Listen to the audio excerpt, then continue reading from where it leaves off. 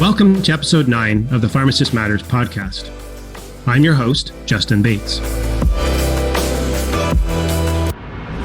Today's program is focused on two subjects that are close to my heart: a little bit of sports and lots of politics. When I mentioned to the team that I wanted to do an episode on the political landscape, given what's happening in the US, Canada, and certainly here in Ontario, I was really excited when they came back with an all-star guest in Amanda Galbraith. Amanda is a principal at Navigator and brings over 15 years of communications experience working in the federal and municipal government, private sector, on political campaigns, and as a journalist. Prior to joining Navigator, Amanda was director of communications to the Mayor of Toronto.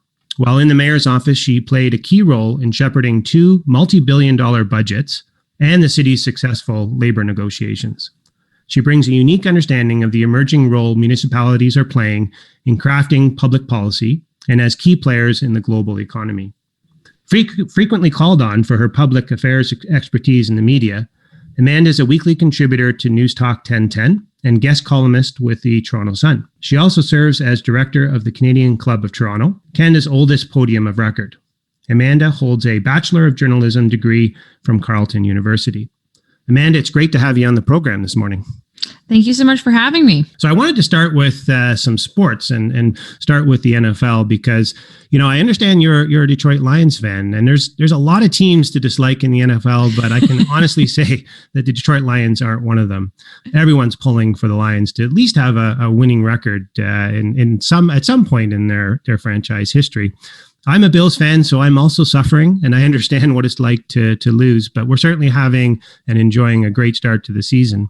But just jumping off from that point, I'm wondering what you think of how the NFL has dealt with this season so far amid the COVID outbreak. And when you compare it to some of the other sports like the NHL and NBA that had a bubble, what are your thoughts? Have they done things the right way? I was pretty uncomfortable with the NFL's plans, but I think MLB by far was the worst of it, and perhaps why the NFL seems to be sort of, I guess you could say, getting away with it. I think it's two things. One, because there's just less games and there's a week between. But, now we're seeing temporary cancellations or suspensions of games. And, as we know, kind of the beating these players take means you can't play more than a game a week. So I'm not quite sure how they're going to reschedule this stuff. And the other thing I think is just people are so, inured to the pandemic, right? It's just a part of everyday life that outbreaks and postponements and stuff that would have been fantastical 4 months ago now seem a bit more routine. So we're just less sensitive to it. But the one thing I will say is pretty surreal is I don't know if I'm sure you're watching other games as well, but some of the stadiums where they have like 50% or 20% capacity is just surreal to watch. I'm just like, whoa, there are people in the stands. Mm-hmm. So far they've done okay. I think, the NBA, as with everything, is the gold standard. They're, the pointing of the spear as far as like leadership on issues, from Black Lives Matter to the pandemic. And I think all the other, kind of areas sort of follow. So they've been doing okay, but to me, it's definitely, I would give them like a B-, I guess, if I had to give them a grade. I was surprised to see that the Bills and Titans are playing tonight as we record this on Tuesday, given the outbreak with the Titans. And they had over 23 personnel come down with positive test results for COVID-19. And you have to wonder about player safety and what's being held as a paramount priority.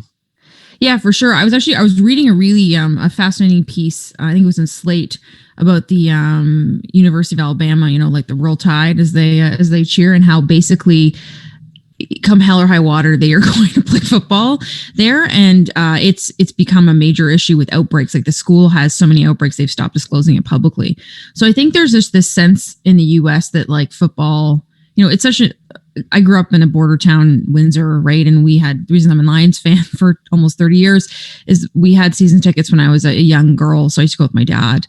And we still have yet to really do anything successful the whole time I've been a fan. But it's such a part of the American fabric that I don't think they can imagine life without it, really. So the suspension of that isn't going to happen. But I think, to your point, player safety, public safety really is in jeopardy for this. But they seem willing to kind of roll the dice. It's also about the credibility of the games when you have to have second string or practice squad players play. It I think tugs at the integrity of the season and the records. You want to see the best players play, and you want it done in a safe manner. You talked a little bit about the fact that football is so important and part of the fabric of the culture in the U.S. and almost similar to what hockey is here in Canada. And I've been fortunate enough to go to many college games and NFL games throughout the U.S. And it is like a religion. There is a massive following, and it's part of the social fabric, really, about the tailgating and everything. Certainly when it relates to the fans and the different states, the way they're managing the restrictions and trying to keep their people safe, and with the politics being what they are right now in the U.S., with a president that seems to be in defiance of some of the science and realities, I wonder if that's contributing to it when you see on TV, college in particular. I thought that was unreal to see some of those stands look like they were full, even though they were at 50% capacity. But how much of this do you think is being driven by political ideology and some of the rhetoric that's coming from the White House? Oh, certainly, I think a lot, right? I mean, as we've seen in Canada, we look to our political leaders in times of strife for guidance. And the U.S. is obviously a lot more, state focused, I would say, than here in Canada. I mean, we take our guidance from our premiers. They've kind of stood up, but also the PM. But I think the president's disregard for public health and basic standards like mask wearing is a bit surreal. The other thing I think is important to understand is just generally, states' rights, personal rights are very important to the more kind of right. The more right you sit in the political spectrum, the more you're like to be skeptical of government intervention. We saw that, I think, in Ontario when the premier was sort of reluctant to force people back in the stage 2, where other sort of politicians more on the left of the spectrum were saying like intervene. So I think in the U.S. we're seeing that borne out. I watched a really interesting graphic where it was basically the outbreak started in what would you call democratic states, and over the last 6 months, it's just all red states have risen to the top because those governments are just less likely to tell you what to do. So I think that in combination with a total lack of leadership from the U.S. president has kind of mixed itself together into, kind of the nightmare we're seeing take place south of the border. I don't envy political leaders during this time, and we hear unprecedented, uncharted, all of those buzzwords, but it is really true given the stakes. And when you think about the economy, you think about small businesses, recently in Toronto and Peel and Ottawa going back to stage 2, or at least some rendition of stage 2. And it breaks your heart to see some of these folks that won't be able to open their doors and what that means for their life and mental health well-being. So it's a very difficult position to be in, but you have to let, I believe, science lead a lot of this and give science a strong seat at the table and voice. And, how do you think the election is going to play out here in the U.S., given how Trump and the administration has handled the COVID outbreak and the pandemic? Do you think this is going to have a direct result, or do you think it's going to be about other issues? I think it's going to be a mess for a variety of reasons. One, everybody, I think we focus on national polling, right? Which is, shows Biden ahead and whatever. But one, I'm always sort of, Republicans poll lower, just like conservatives do generally. People don't like to admit it. So you can probably add a couple points on for Trump there. And then in addition, it's not taking into account, really where the vote, like the system they have. I mean, it really matters in a few states. You're talking about, 100,000, a couple 100,000 votes can decide this thing. Not to mention, just the gerrymandering that's happening with where the voting box is going and just like all that stuff is going to have a huge impact. So, I hope like the rest of us that, Biden doesn't really, light the world on fire. He's a safer alternative to the president today. But I do think that if people think that the coronavirus, obviously his handling of it is an impact because you see the Biden campaign leaning into it and Trump was trying to distract from it unsuccessfully because he got it. I think it's going to have an impact. I think people are voting on lots of things down south. And I think there's also still this sense of abandonment and disenfranchisement in the kind of rural areas of that country that we just don't quite understand here. And, Trump really speaks to those people. So I think we have to be very aware that he didn't get elected by accident, and that could happen again. He's almost emboldened since he became sick or ill with the COVID-19 in even greater defiance, I would say, and trying to show his strength. And, I wonder if that will play a role in convincing people not to wear masks that follow him, and seeing that he recovered from this successfully, we think may actually convince more people not to follow safety protocols. Just shifting a little bit to the debates, we had a very, I would say, stark contrast between the two. One was very chaotic. The other was a little bit more of a traditional debate. Aside from the Ginsburg fly, as we affectionately call it, that landed on Pence's hair. But what did you think of the debates? Did they change anyone's mind? Do you think that there will be another debate? So I didn't really think the first debate, the second debate certainly did not with the VP candidates. Like that did nothing, which both candidates sort of intended it to do. So I think they achieved their objectives. The first debate, I was really like, this is a nightmare and a disaster, and this fixes nothing at all and doesn't influence it. And then out of it, you saw about a week later, a bunch of the polls sort of shift in favor of Biden. So you don't know if it's the debate or the coverage thereafter. I thought it was a disaster. I thought that Chris Wallace, who actually did a pretty credible job given what he had to handle, particularly compared to the second moderator, who frankly just let Pence run all over her. But we just saw Trump sort of come in. He seemed like almost medicated and somewhat like, I call him State of the Union Trump, where he reads what's in front of him and does what he's supposed to do, and then he just sort of went off, and it was just like an unhinged I don't know if you guys are shit show was what it was. And then I really didn't like when Biden told him to shut up. I know that was apparently a deliberate choice, or they later on leaned into it with the advertising, but I don't know. To me, I just was not impressed by either of those. For the size and the breadth and the scope of the U.S., the fact that those are the two candidates on stage to be president is, to me, a bit shameful. But here we are. The purpose of debates generally is to get, nowadays, it's not this, you had a choice, sir, kind of knockout punch. Like you get those sometimes, but they're very rare. But you want real clips to go viral, right? You want stuff that's going to carry the day as far as coverage. And as far as what came out of the first debate, it was shut up, and it was Trump being unhinged. On the second debate, it was the fly. So I'm not really sure either those are driving messages to change people's minds, but it certainly provides fodder for folks like us to talk about. I'm interested in your take as a strong female leader in the industry of how things are being perceived by the media and the public around Kamala Harris's candidacy. And she had a watershed moment, I think, in the debate as well with Pence, where she said, "I'm talking." And that seems to have really been picked up about the dynamic between women and men and politics and giving equal voice. And what interested your thoughts on that?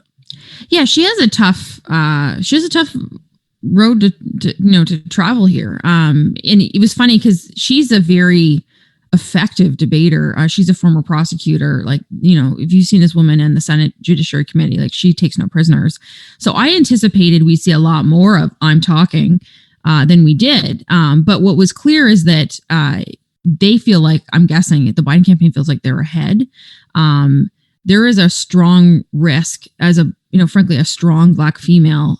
You're more likely to be perceived as aggressive, as unlikable. Like there's all these things as a woman, not to mention a woman of color, traversing that electorate in the U.S. That are a lot more challenging. So I think what we saw was a coached, muted Kamala Harris. And then occasionally she was kind of given that one, like, "I'm speaking," which was, I kind of like, it was like Mama Kamala telling him, like, put her hand up, like, no, we're not doing this right now.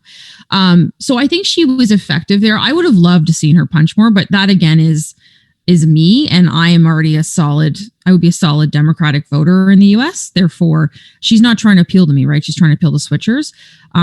So I think it's really tremendous that she is, first Southeast Asian, first Black woman nominee for vice president. I think, we got a long way to go before we're seen as equal. And I think that she's done a credible job so far. The other thing is obviously, Biden's age, right? She's really much more of a president in waiting than you typically see. So her appearing presidential, calm, level-headed is going to be much more important, I think, even than a typical VP candidate would be. I will say that I think certainly Pence is a good debater. Now, maybe some of what he said, from a fact check perspective was off But I think he did a very effective job and sort of steady, calm, and confident, and a very significant contrast to Trump's style. Yeah, no, I actually I thought he did what he came to between the two of them. Frankly, I thought he won that debate, like hands down, because he just effectively got his message, was calm, did not, other than some of the talking over, I thought was a bit obnoxious. But I think to people who would vote for him or be interested in him, he would have kind of presented what they were looking for. So I actually thought Pence did a better job than Kamala Harris did in that debate, even though I obviously was rooting for her quite considerably. So the impact to Canada, when we look at what's going to happen in the next couple of weeks with the election in the U.S., if Trump wins again, what does it mean to Canadian politics and our economy and the impacts? Who knows? I don't think it's had the impact that we feel like it has, right? I think there's a lot of noise there. And obviously, the tariff skirmishes that occur and then come back off and on again, like those are a pain in the butt for the government, right? And obviously it freaks industry out and that's not helpful. But to me, I feel like Trump has been a lot of bluster and not a ton of bite, to mix metaphors, for Canada. I think, I'm no huge fan of the Trudeau government, but I think they've actually quite credibly dealt with this president. And a lot of that can be laid at the feet of Chrystia Freeland, who was negotiating and did a very good job with the new NAFTA. And, we've hit back appropriately with tariffs when necessary. We've leveraged the governors. So I think it would be more of the same. I think one thing it will obviously impact is the border, given his lack of desire to really bear down and sort of eradicate COVID. I don't think we'll see that border opening anytime soon if Trump is reelected, versus maybe with Biden, maybe in 6, 7, 8 months, we could see something happen. So, I think, but as a Canadian, you want your governments to be more aligned with our biggest trading partner. And you can't really, as much as they've kind of had a business-like relationship, it's obviously very challenging to deal with these guys. So I do hope we have an alternative, but I don't think it'd be quite the disaster that people think it would be, other than obviously from a moral perspective. And I certainly think that with the new free trade agreement and the way that it was handled, we certainly held our end up. And I think in the end, people are going to see it on balance as being good for both countries. So I wonder with Biden, what would change beyond perhaps more ideological alignment with Trudeau's Liberals? Yeah, I don't know. I mean, I think we would hopefully see a more business-like relationship return. I'm guessing that Biden would probably like to, much like Obama did, have a nice warm and fuzzy relationship with our PM. He's still got some star power out there. It's also, we're kind of an easy partner for them. I think so. I think we'd see that. I also think we'd see less of these, ridiculous aluminum tariffs and whatever kind of lashing out randomly. So that would be good. But yeah, I don't think it'd be, at least from us, that would be massive. I think there'd probably be some implications around NATO and some other sort of international trade deals that we're part of, or that the US is a part of. But as far as domestic politics, day-to-day stuff here, I don't think it would be that significant. So that's a great transition to talking about Canadian politics before we jump into provincial politics in Ontario. And sort of my starting point when I was thinking about preparing for this was to ask you what's happened with the Liberal Party. And I say that respectfully across the country, including federally, because what I've observed over the last decade is that these are not your Liberals of Chrétien and Martin, of centrist moderates that have occupied the middle to govern Canada for much of its history. We've seen a real shift to the left, more alignment, coalition, quasi-coalitions with NDP. I wanted to get your take on that. Is this good for Canadian politics? Are you observing the same thing? And when will the Liberal Party come back to the middle? I think the Liberal Party, as kind of the natural governing party of Canada, and frankly much of many of the provinces, or at least Ontario, they are they're crafty. They occupy the middle and they move right or left depending upon the mood of the electorate. I think we also have elected, frankly, a prime minister who leans left and is far more interventionist than you would say from a Chrétien or Martin perspective. So what they're trying to do is gobble up those votes, right? We actually at Navigator, we did we have the center of the purpose of the corporation, which is sort of a new spin-off of our company that looks at corporations and their purpose and how they can relate to the public and what the public is expecting. Because we're seeing Canadians in particular want corporations to have purposes. They want them to intervene. They want them to have a perspective on social issues. And I think the government's reading that as well in their polling, right? You can't just sit back and let stuff happen. We want us to force, more environmental this, or we want you to intervene and have a bigger social safety net. I also think they're looking at this pandemic and frankly seeing an opportunity to kind of rethink and reshape how the government interacts with the public.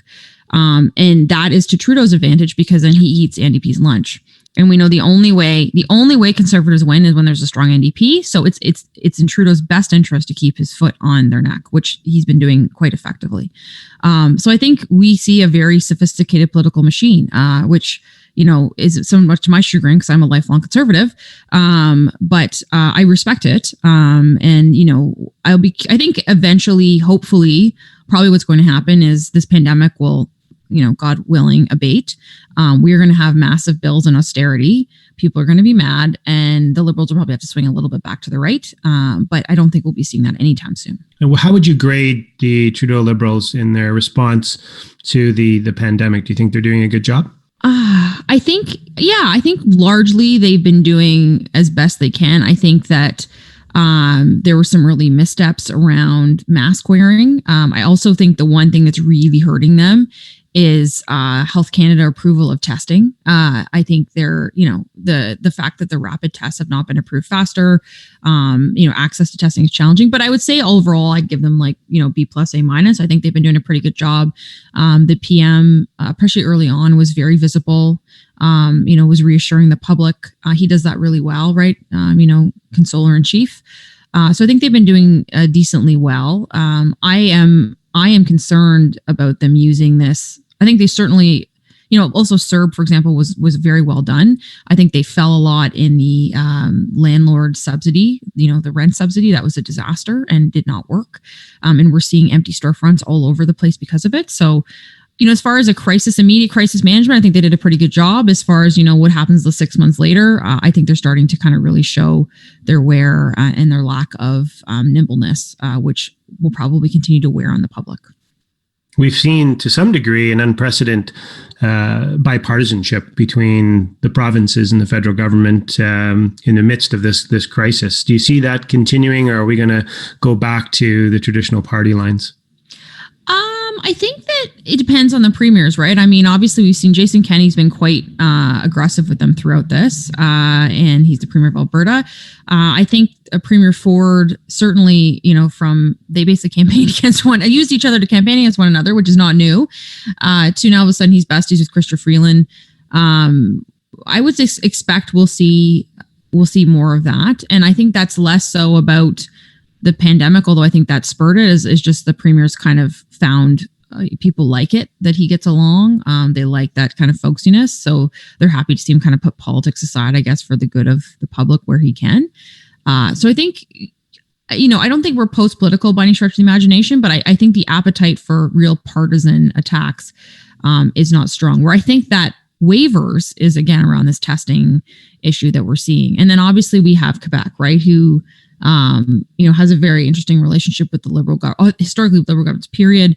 The premier there, Legault, is, more on the right side of things. So he's kind of naturally predisposed to sort of have a more of a pugilistic relationship with the government. So, which, he hasn't so much throughout this pandemic. So we will see. I don't think we're post-political, but I certainly think the appetite for elections and politicking as normal is not there yet. Interesting. So do you see healthcare policy dominating the landscape for the next several months and perhaps years with this alignment with the NDP? Or what do you see as the priorities of the federal government? I certainly think healthcare policy will be important. I mean, the funny thing about this is, as you would know, right, is as much as the feds were, why aren't you releasing? I remember early on, I was like, release the modeling. Why aren't you releasing the modeling? Well, the modeling is actually all the provincial models that are put together, right? A lot of this stuff is being driven out of the provinces.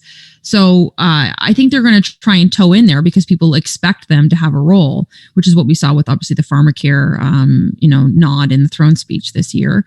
And I think the public itself wants to be taken care of by their government right now. They are anxious.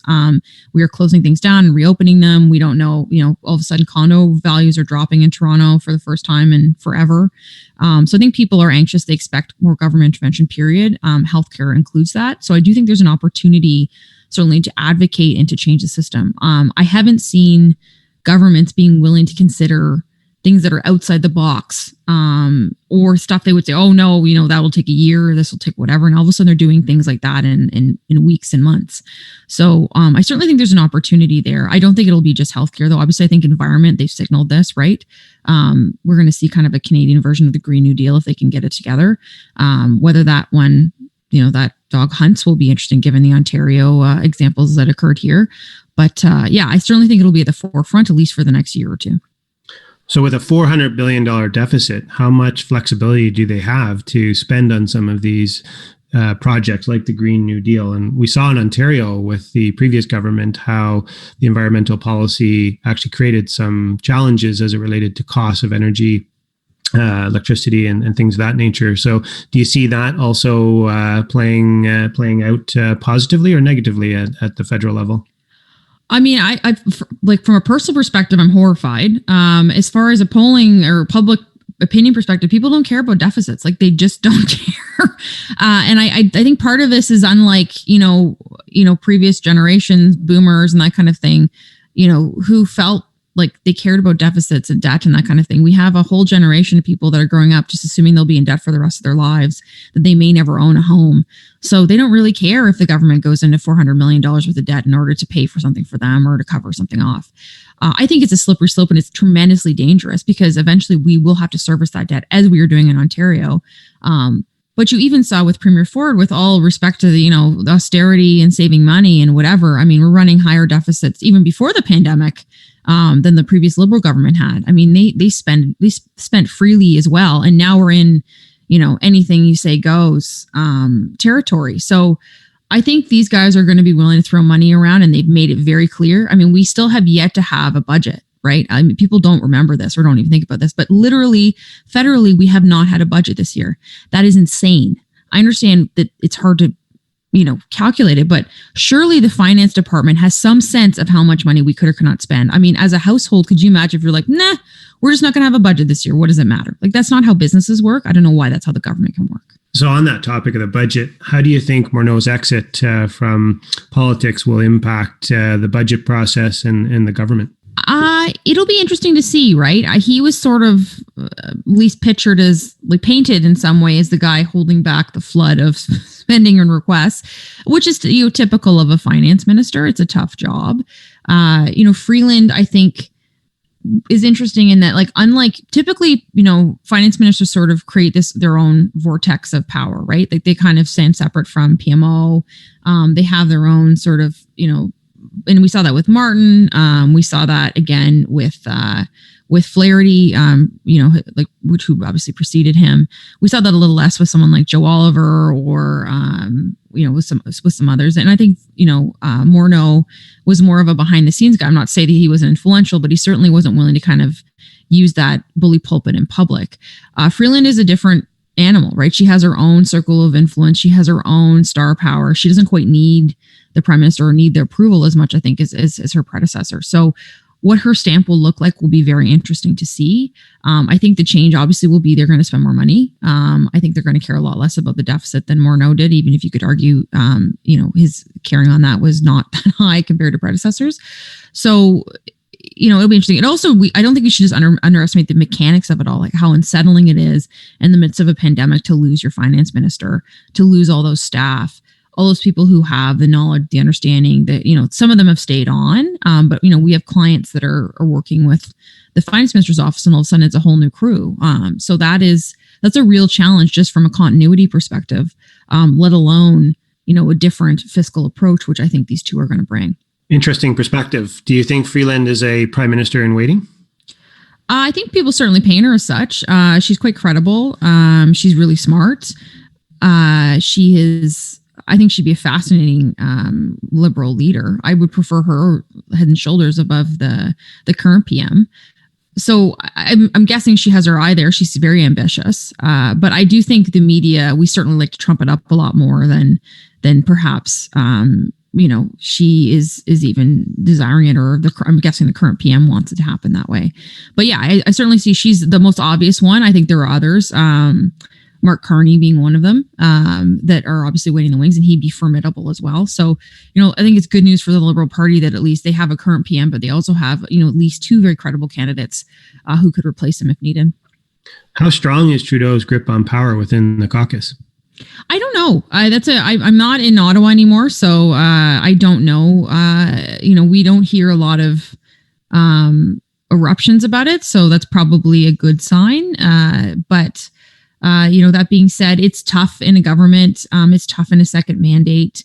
Minorities kind of force a little more discipline, which is a good thing. I mean, the worst kinds of governments to manage are majorities. Brian Mulroney, I think in one of his books, just talked about just like the work it was to manage, because all of a sudden you got a majority, there's a chicken in every pot, right? Everybody gets a cabinet post. And there's just less of that expectation and more discipline in a minority government, which I think is going to benefit him.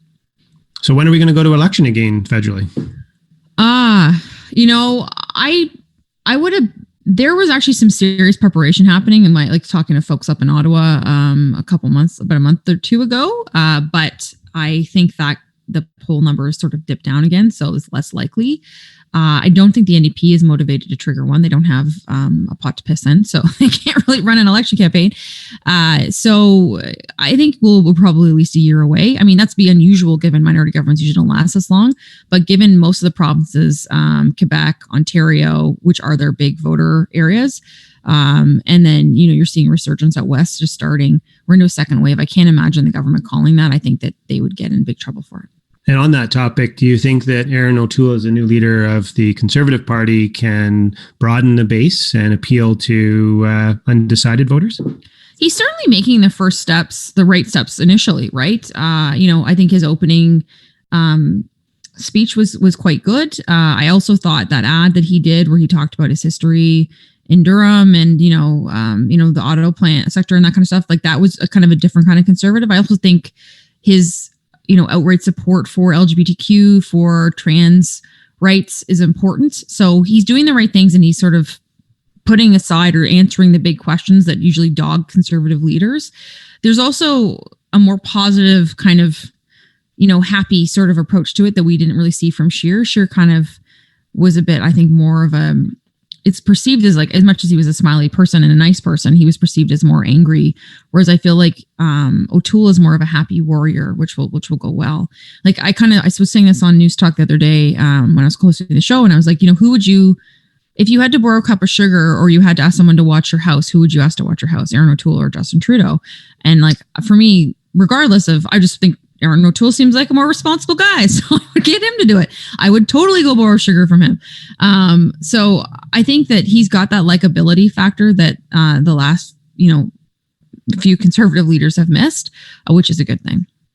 And let's be honest, the party struggles with the stigma that it's the angry white man's party, not necessarily pro-choice, and some of the social issues have dogged them for years. So, how do they break out of that mold and appeal to much more of a diverse supporting base? Well, they have to start saying bluntly, we support the rights of LGBTQ people. We have to acknowledge systemic racism. I think they have to do all of those things. And the Erin O'Toole is definitely doing that. It's going to be a long road, right? And that will always probably dog conservatives. It's something that's frustrated me considerably given, I don't share those perspectives. I understand they exist, but they also exist in the NDP and less so the NDP, but they certainly exist in the Liberal Party. So I think they have to just be very blunt and say, it's 2020.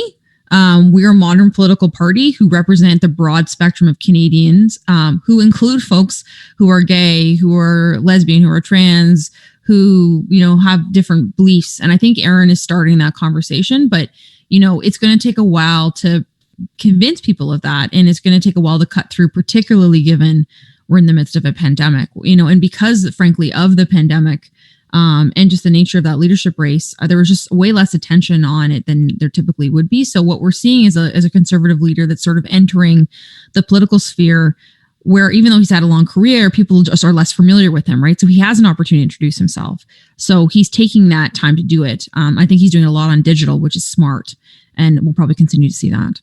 a lot of this is connecting with people, right? And having the empathy and compassion, and also philosophically, understanding what government's role is. Is it really government's role to tell you what you should do with your body or not? And, I think we're moving into an era where that's not government's place, regardless of one's personal beliefs. And perhaps that's more of a libertarian type of viewpoint, but I think the vast majority of Canadians want their decisions to be their own, and not being dictated on a morality from a political party.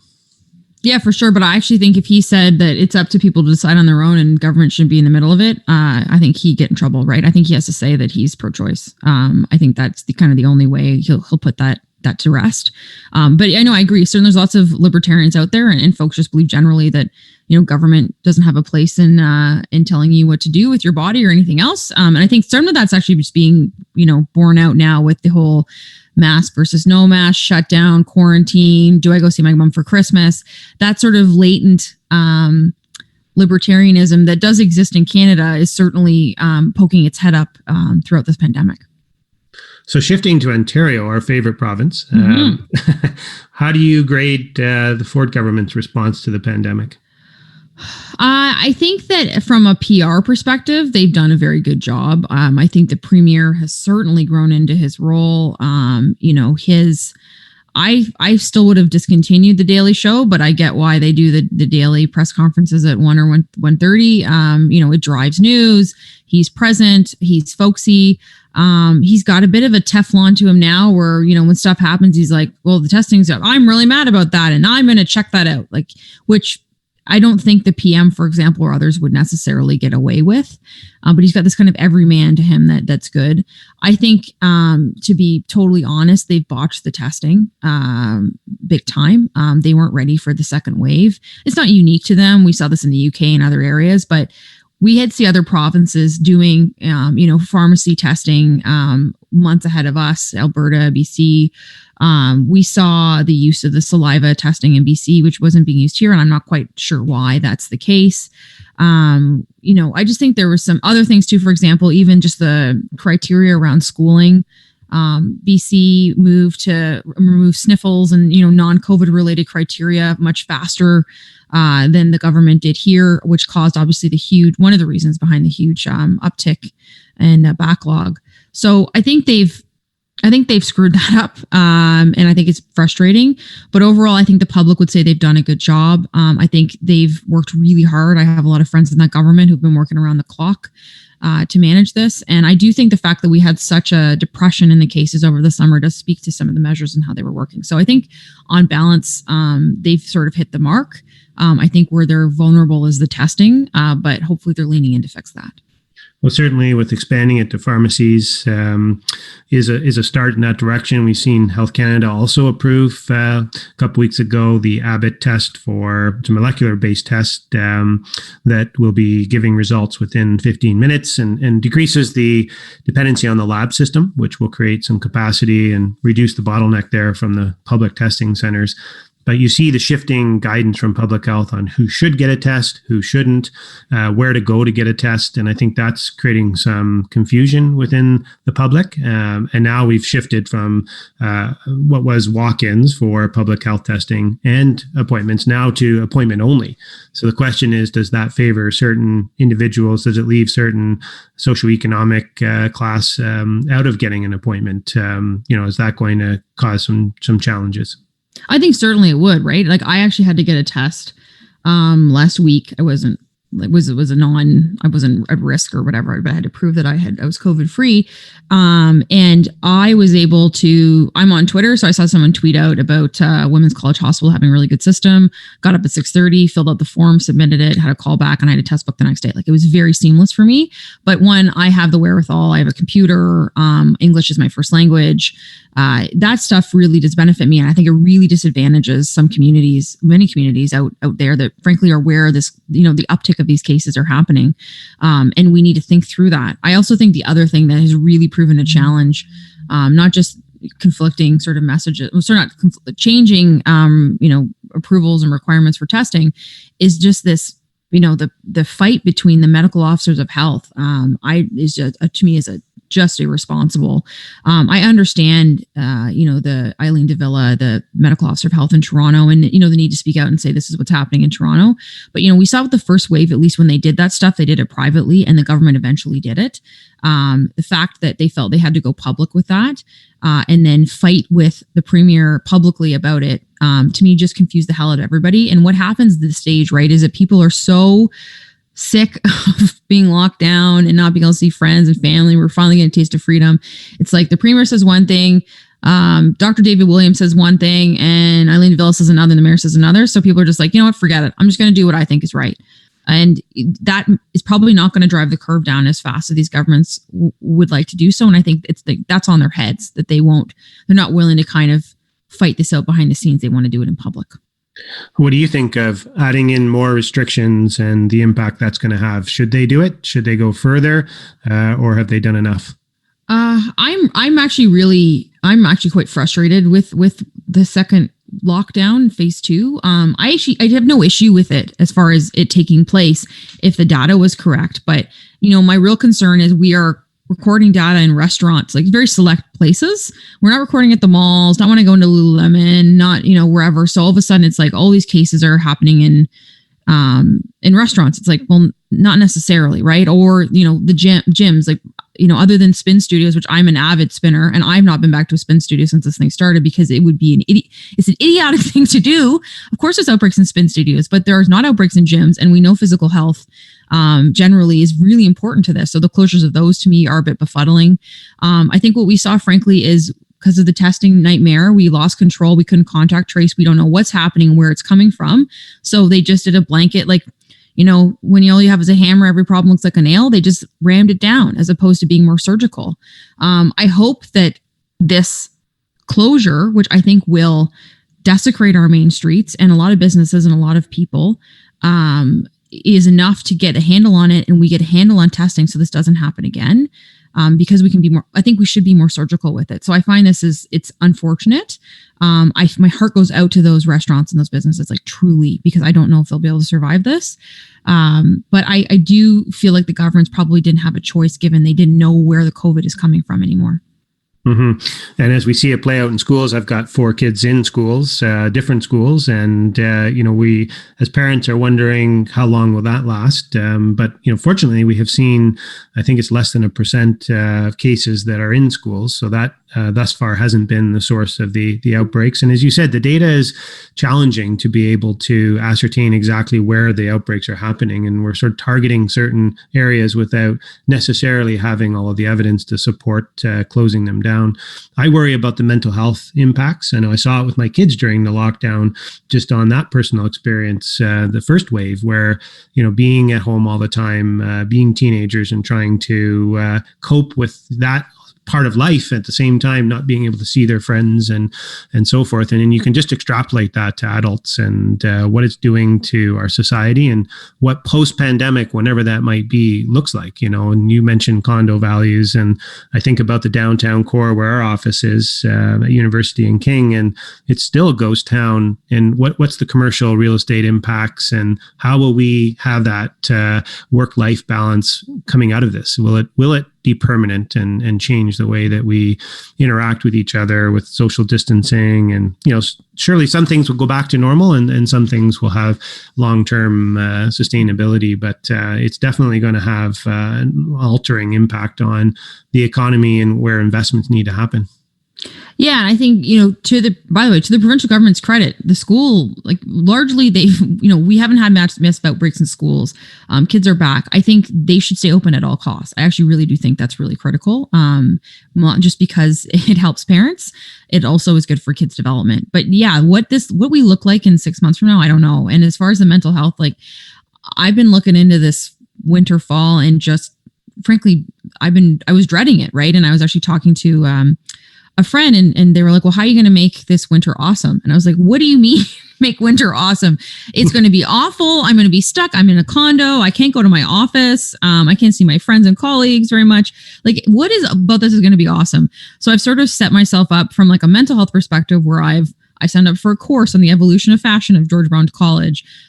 We were fortunate enough, we've been saving for a couple of years. So we were able to get sort of a an income property, but also like a cottage in Prince Edward County. So I'll be doing that in the new year.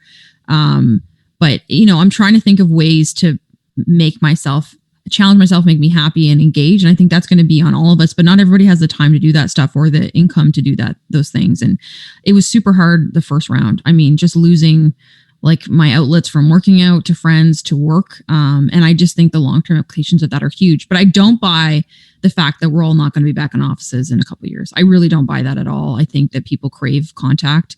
And we've seen these waves happen before, and people inevitably end up back in offices because we need to, cohabitate, co-locate, speak, work together. So I think we will see that return.